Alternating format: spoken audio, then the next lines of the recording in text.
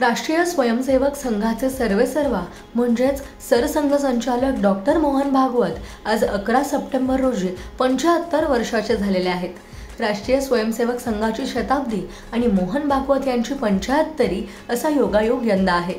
मोहन भागवत यांनी कायम वसुदैव कुटुंबकम या तत्वाने प्रेरित होऊन काम केले। ते राष्ट्रीय स्वयंसेवक संघाच्या सर्वोच्चपदी असल्यामुळे त्यांच्या भाषणाला वक्तव्याला खूप महत्त्व असतं।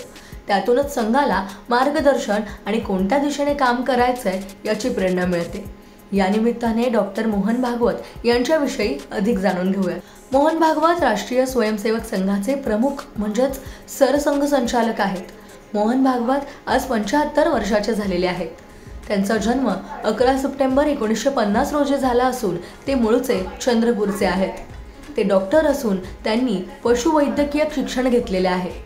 मोहन भागवत यांचे वडील मधुकरराव भागवत संघामध्ये कार्यवाह होते। वडिलांच्या पावलांवर पाऊल टाकत मोहन भागवत 1970च्या दशकात प्रचारक बनले। आणीबाणीच्या काळात भागवतांनी भूमिगत राहून काम केले। 1990च्या दशकात त्यांची अखिल भारतीय शारीरिक प्रमुखपदी नियुक्ती झाली।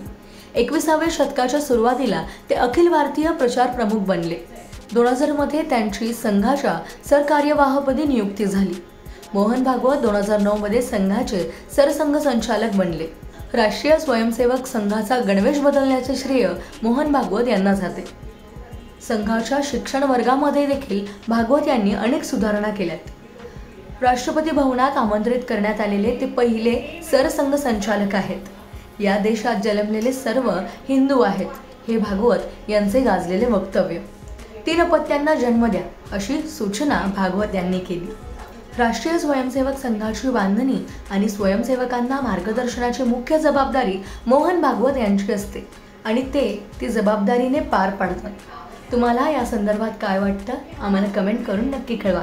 आणि ही माहिती आवडल्यास जास्तीत जास्त लोकांपर्यंत शेअर करा आणि सर्वात महत्त्वाचं म्हणजे बेल आयकॉनला प्रेस करायला विसरू नका।